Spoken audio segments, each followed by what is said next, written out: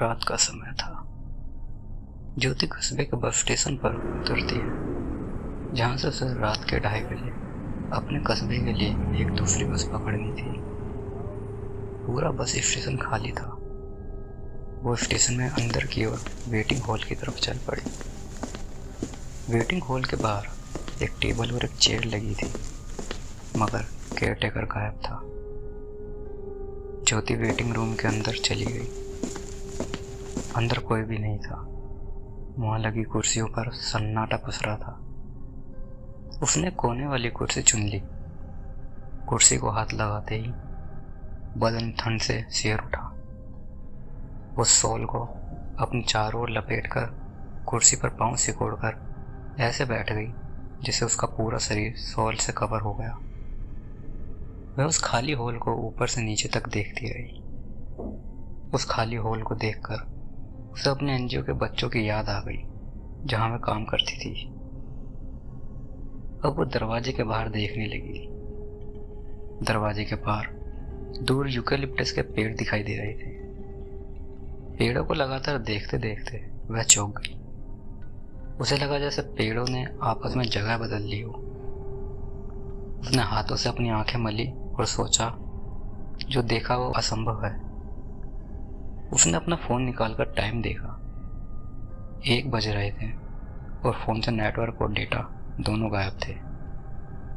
वैसे तो ज्योति को अकेला रहना पसंद था, लेकिन इन पेड़ों को देखकर वह किसी के आने के लिए प्रार्थना करने लगी।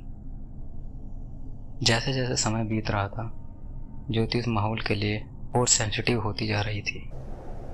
बाहर साए साए करती हवा भी उसे अब किसी औरत के रोने की आवाज लगने लगी थी। ज्योति अब बुरी तरह डर गई थी। उसने अपने आप को कंबल में समेट लिया। उसके अंदर कपकपी से उठने लगी थी। कुछ समय बाद 7 से 8 बुर्के वाली महिलाएं 3 से 4 बच्चों के साथ वहां आ जाती हैं। ज्योति उन्हें देखकर रात की सांस लेती है। वो औरतें आमने सामने लगी कुर्सियों पर बैठ गईं और बच्चे फर्श पर खेलने लगे। अब वह हॉल उन औरतों की आवाज़ों से भर गया था। ज्योति अब खुश थी कि अब वो अकेली नहीं थी। उसने शॉल को ढीला छोड़ कुर्सी पर पूरे रिलैक्स होकर बैठ गई। उसने फ़ोन में टाइम देखा तो 1:45 हो रहे थे।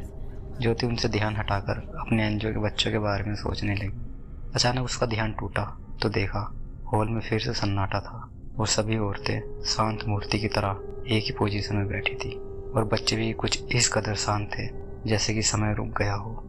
ज्योति को समझ नहीं आ रहा था कि ये सब इतना स्थिर कैसे हो सकता है। साए साए करती हवा फिर उसे किसी औरत के रोने की याद दिलाने लगी। अब ये रोना थमने की बजाय बढ़ता चला जा रहा था। ज्योति ने ध्यान से देखा तो ये सभी औरतें मूर्तियां बन सिसकियां ले रही थी।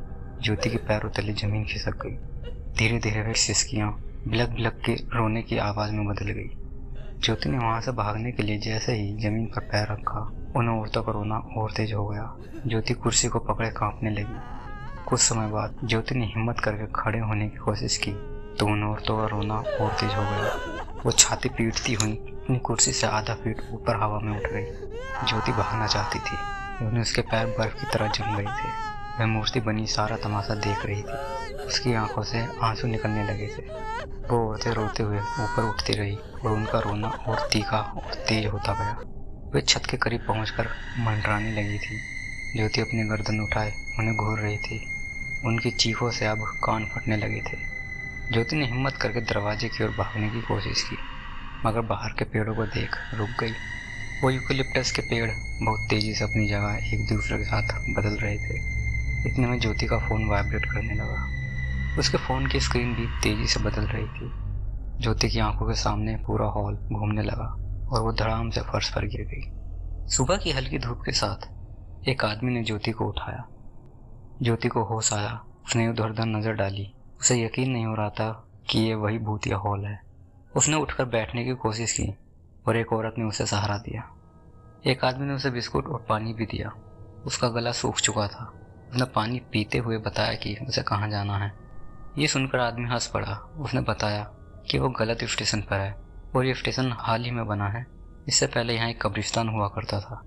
ज्योति थोड़ी देर बाद उठी और उसने अपने कस्बे की ओर जाने वाली बस का टाइम पूछा।